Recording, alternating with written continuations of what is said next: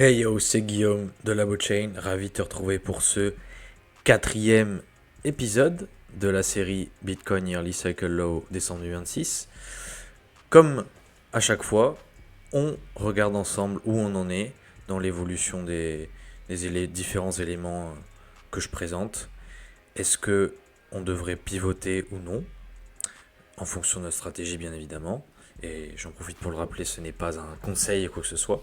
Simplement, je mets en avant ma strat et j'essaie d'être le plus transparent possible et aussi apporter de la valeur. Parce qu'à chaque fois, comme aujourd'hui d'ailleurs, c'est un épisode important parce que je vais mettre en avant des éléments que je n'avais pas forcément mis en avant les dernières fois.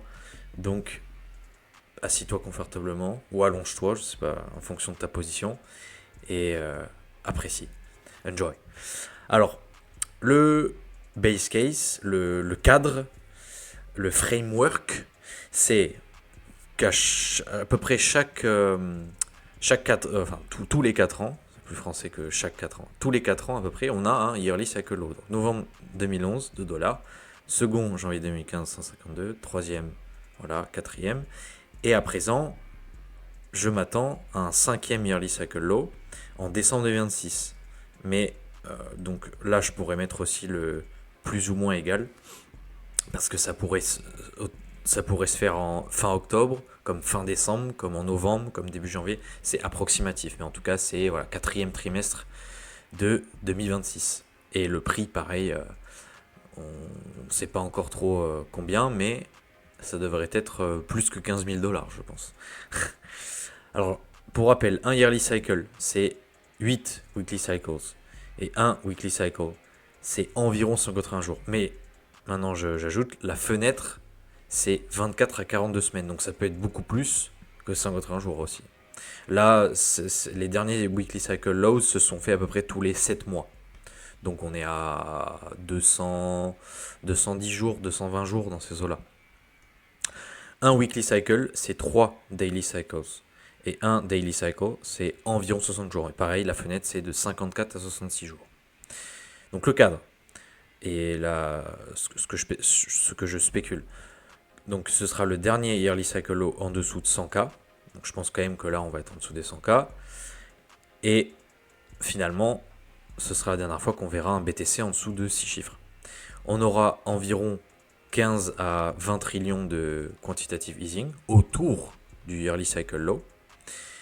Je mets en avant ce passage du livre de Laurence Lepard, The Big Print, où il parle justement du cataclysme qui va très probablement arriver.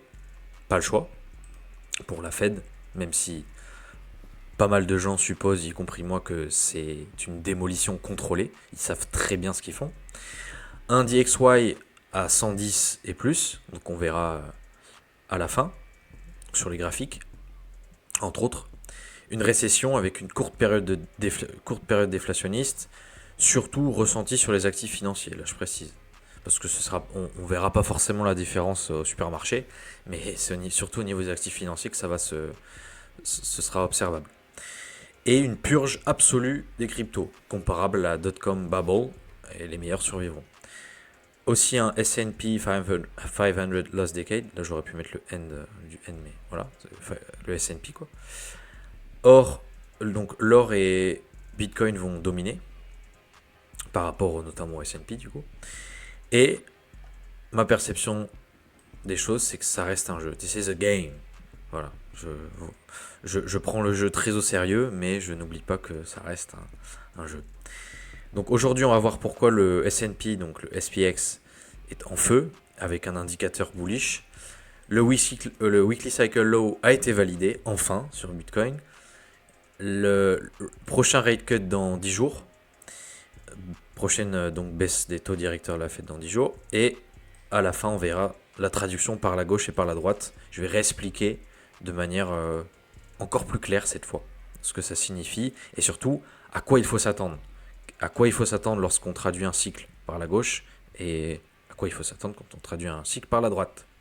Allez, c'est parti. Mais avant toute chose, ce tweet de Camel est très important. Pourquoi ? Parce qu'il met tout simplement en avant le fait que les liquiditistes, alors il y en a dans le YouTube Game français, Il n'y a pas longtemps, je l'ai mis en avant dans mon canal Telegram. Mais en fait, les liquidities, ils ne se rendent pas compte que même pendant des périodes baissières, on peut avoir de la liquidité qui augmente drastiquement. Ça a été le cas notamment en 2007 et en 2008. Voilà, en 2000, 2001. Et on peut avoir aussi des périodes très haussières avec une liquidité qui est contractée. Notamment, voilà, 2023, 2024, on était en quantitative tightening et pourtant le S&P il explosait, BTC il a quand même explosé, l'or a explosé, enfin bref, voilà. Donc, et il met en avant ça parce que des gens n'ont pas encore compris. En fait, il parle sans maîtriser le sujet, tout simplement. C'est un peu comme si une personne qui a du mal à faire des multiplications se permettait de critiquer le point de vue d'un mathématicien de haut vol en utilisant un argument complètement futile, quoi. C'est un peu la même chose. Ça tiendrait pas à la route. Et surtout, ça demande avant tout d'étudier le sujet avant de parler. Et voilà. Alors, premier élément qu'on regarde à chaque fois, c'est le US 10-year yield. On voit que le rendement est dans une tendance baissière. Là, bon, c'est vrai qu'on a un petit rebond, mais ça reste quand même des lower lows, lower highs. Et tant que il n'y a pas de retournement à la hausse, eh bien on s'attend à ce que la Fed continue à baisser les taux. Le unemployment rate, le taux de chômage, on est toujours dans une tendance haussière. Donc à voir, c'est une fois qu'on a l'accélération que la récession est bien là. Et du moins, c'est avéré et tout le monde dit oh, on est en récession, mais en général, ça fait quelques mois déjà qu'on est en récession. Ensuite, le ALNRI, donc pour rappel, le CPI, lui, lag.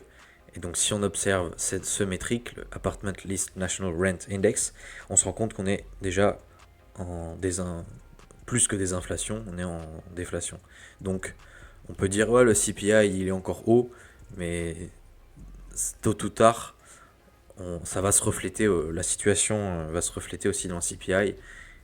Voilà, mais c'est que la plupart du temps, on ne regarde pas ce genre de données, donc on ne peut pas avoir une certaine longueur d'avance. Le M2 Rate of Change, par rapport au US Inflation Rate, donc on a une contraction depuis 2021, et puis surtout à partir de 2022-2023. Là, on repart à la hausse, mais en attendant toute cette partie-là doit encore être observée au niveau du US Inflation Rate. Donc il y a effectivement un lag d'environ 2 ans. Donc maintenant, comme on a eu les précédentes fois, quand on a une contraction comme ça, on s'attend à ce que le US Inflation Rate plonge aussi. Et là, il n'a pas encore plongé. Donc c'est pas encore le cas, mais ça devrait arriver d'ici peu, donc dans les semaines et mois à venir. Et on guette ça de près. Et dès que j'ai une mise à jour, je dirais, considérable, je la mettrai en avant, bien évidemment.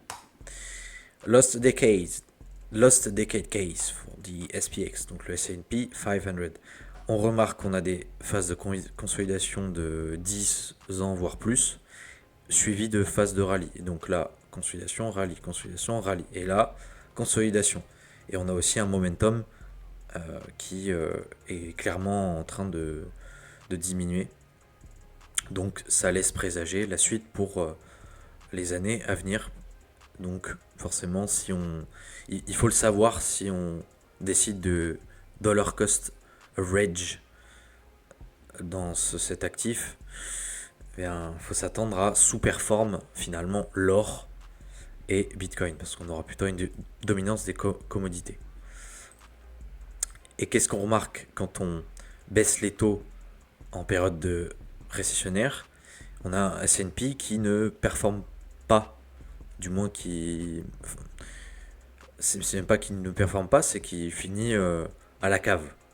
Donc quand on regarde notamment là 2001-2007, 3 mois, 6 mois et 12 mois après, on est sur des baisses considérables. Alors que quand on baisse les taux dans une phase plutôt de soft landing, bon effectivement il n'y a pas de baisse comme ça. Et c'est l'erreur que font beaucoup de market participants, de beaucoup d'acteurs du marché là, c'est qu'ils pensent que la fin du quantitative tightening imminente et la reprise du quantitative easing va être aussi euh, réalisée juste après. Mais alors que pas du tout. En revanche, pour contrebalancer, on a donc, comme je disais au début, un SPX en feu, tout de même, et un indicateur très intéressant qui laisse présager qu'on va avoir une belle fin de rallye. Ça va péter, quoi. Ça va péter très probablement, mais la correction va être d'autant plus violente parce que, encore une fois, plus c'est parabolique à la hausse, plus la correction est spectaculaire. Concernant l'inversion de la courbe des taux, donc on a eu cette inversion assez, même très conséquente. Ça a duré longtemps, c'est allé assez profond, quoi, entre guillemets. Et lorsqu'on repart à la hausse, c'est là où la récession frappe. Et comme les précédentes fois, hein, finalement. Mais c'est lorsqu'on a donc une accélération. Et d'ailleurs, j'ai eu un update d'hier. On est toujours en train de range. Donc, tant qu'on n'a pas constaté cette accélération vers le haut, tranquille. On peut continuer à être bullish et se dire allez, higher, let's go. To the moon. Cet indicateur, récemment, il y a eu une correction, donc ça indique qu'on n'est pas encore dans une phase critique, mais ça reste à surveiller, parce que on n'est plus au niveau de septembre 2025. Septembre 2025, on était à 2,7. Là, récemment, on était à 3,2. Donc, on commence à connaître une certaine ascension, quoi. Donc, attention. Alors, en passant au graphique. Alors déjà, désolé pour les trend lines de tous les côtés, mais focalisons-nous sur celle-ci. Je suis fasciné, là. Je suis fasciné par la précision. Et on peut mettre en... Là, on est en 1 heure. Ça vient toucher, hop. Donc là, on titille la trend line. Mais j'ose espérer que là, on va aller bien plus haut maintenant. Et qu'on va aller péter... Et qu'on va aller péter celle-ci. Donc du plus haut précédent à 107K. Si on pète cette trendline, ça serait trop bien. Donc il y a d'autres éléments à regarder hein, au niveau des volumes, tout ça, mais je regarde pas ça, je regarde juste les trendlines. Et franchement, si on se fie simplement à la trendline, c'est propre. C'est même très propre, je ne pense qu'à ça depuis hier. Donc l'or, ici, je disais, j'étais en mode, j'étais un top caller parce que je disais ça y est, l'or à top. Et effectivement, après, en tout cas, on a eu une belle correction. Mais qu'est-ce qu'on remarque, c'est que par rapport au dernier plus haut, eh ben, on a eu un trendline break et à la hausse. Et là, on a même un second trendline break du plus haut, du pic au top. Voilà. Et ça annonce peut-être une reprise haussière conséquente. Peut-être qu'on va de nouveau marquer un plus haut sur l'or. Donc voilà, il faut savoir comment dire, certaines personnes pourraient dire non, ça va crash, c'est un fake out, ça vaut rien. Mais non, il faut savoir être détaché et dire là, qu'est-ce qu'on a graphiquement? Bah, on a une reprise haussière. En tout cas, c'est bien parti pour. Donc je ne suis pas du tout du genre à vouloir à tout prix avoir raison à partir du moment où mes yeux me prouvent que ce n'est pas le cas, que je n'ai plus raison, que le top va peut-être être dépassé, le précédent top. Voilà. Volatility S&P 500 Index. Alors c'est un indicateur que je ne mettais pas en avant les précédentes fois, mais c'est très important parce que quand on a des gros pics, ben ça indique en fait une période très très très volatile, forcément. C'est le but de cet indicateur. Mais lorsqu'on aura de nouveau un gros pic, comme on a eu par exemple ici, ou en 2021, on a eu des pics massifs, ou ici notamment, en 2008, eh bien là dans notre cas, ce serait plus un indicateur baissier. Si on a un pic jusqu'à...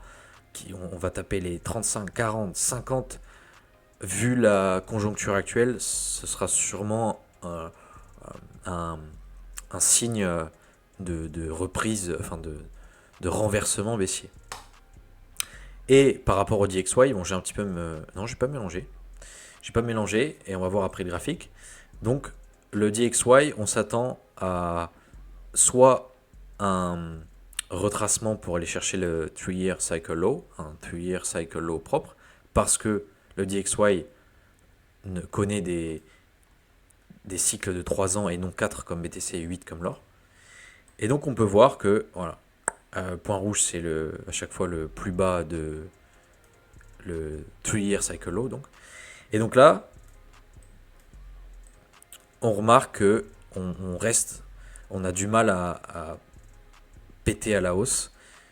Donc si là on continue à se heurter à cette jolie trendline aussi, eh bien ça indiquerait que on va peut-être avoir une chute vers les 95 voire 90. Et là ce serait parfait pour un rallye de Noël et peut-être même pendant le premier trimestre de 2026 pour aller chercher notre finally notre pico top sur tous les actifs, quoi. Et j'allais oublier par rapport à BTC, donc l'explication, la traduction par la gauche et par la droite, sur notamment ce weekly cycle, et qu'est-ce que ça signifierait. Donc, là, ok, on a validé notre weekly cycle low, ici. Donc c'était le 20... Oh là là, ça m'énerve tous ces... 25 novembre. 21 novembre, pardon. Donc le 21 novembre, donc on sait qu'un weekly cycle, c'est entre 24 et 42 semaines. Mais on peut partir du principe que un weekly cycle, c'est 3 daily cycles. Et un daily cycle, c'est à peu près 60 jours. Donc 60 jours x 3, ça fait 180 jours. Voilà. La moitié de 180 jours, c'est 90 jours. Donc 3 mois. Donc on compte 3 mois à partir du 21 novembre. Donc 21 novembre, 21 décembre, 21 janvier, 21 février. Ok, donc le 21 février, ce sera notre middle point. Donc si on traduit, donc si le top, c'est-à-dire traduit, si le top arrive avant le 21 février, ça signifiera qu'on a traduit par la gauche, parce que c'est à gauche. Et si le top arrive après le 21 février, ça signifiera on traduit par la droite, parce que c'est à droite par rapport au middle point. Voilà. Donc, dans le cas où on aurait un top traduit donc, par la gauche, donc avant le 21 février pour ce weekly cycle, ce serait bearish. Pourquoi ? Parce que dans un yearly cycle, au début, on a des weekly cycles qui sont traduits par la droite. Et tant qu'on traduit par la droite, eh bien, c'est haussier. Voilà, donc il faudrait... voilà, ça va prendre un petit peu de temps, le temps que je recharge tout. Mais c'est l'idée. C'est qu'à chaque fois qu'on a un cycle traduit par la droite, c'est haussier. Mais le jour où on traduit par la gauche, eh bien là, ça annonce la fin des haricots, parce que c'est baissier tout simplement. Mais ça veut aussi dire qu'on a probablement eu un blow-off top, parce que quand ça traduit par la gauche, en général, ça pète aussi fort. C'est pas systématique, mais voilà. Et là, c'est ce que je disais les précédentes fois, si on a un weekly cycle traduit par la droite, eh bien là, on pourra dire, ok, peut-être que le top va se faire en finale lors du deuxième trimestre de 2026. Et là, ça aiderait peut-être à avoir une alt season, par exemple. Mais ce n'est pas mon base case, et je pense que une poignée d'alts vont surperformer BTC, mais c'est tout. Il n'y aura pas d'alt season comme on a eu en 2021 ou même en 2017 pour ceux qui étaient là. J'étais pas là, mais je me souviens en 2020-2021, c'était impressionnant. Mais cette fois-ci, je ne pense pas. Après, jusqu'à preuve du contraire. Je dis pas, hein, je souhaite que tout explose et que tout le monde soit content. Tout le monde prenne ses profits intelligemment. Mais voilà, ça reste un jeu à somme nulle en ce qui concerne les alts. Donc si ça explose très fort, ça voudra dire... Enfin, et surtout si les gens qui sont exposés maintenant vendent très haut, ça voudra dire que des gens vont acheter le pic au top et vont round trip, vont devenir des bag holders pour une durée indéterminée. Et ça, c'est moins drôle, surtout quand on l'a vécu. Mais il faut savoir pivoter, il faut savoir apprendre de ses erreurs, et il faut savoir reconnaître que Bitcoin est supérieur en tout point. Donc soit on accepte la réalité, soit on se heurte à nos chimères, je dirais. Voilà, c'est terminé. Donc les prochains mois vont être décisifs, notamment pour se faire une petite projection du prix potentiel fin 2026 de Bitcoin, s'il n'y a pas de reprise haussière avant, pour X ou Y raison, hein, parce que toujours, on reste prêt à pivoter.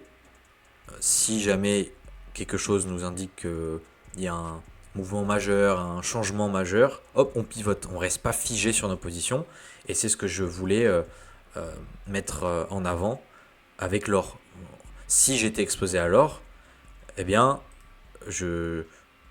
du moins si j'avais souhaité être exposé à l'or, j'aurais pivoté depuis un moment. Parce que j'aurais bien, là notamment, j'aurais pivoté. Je serais sûrement rentré ici.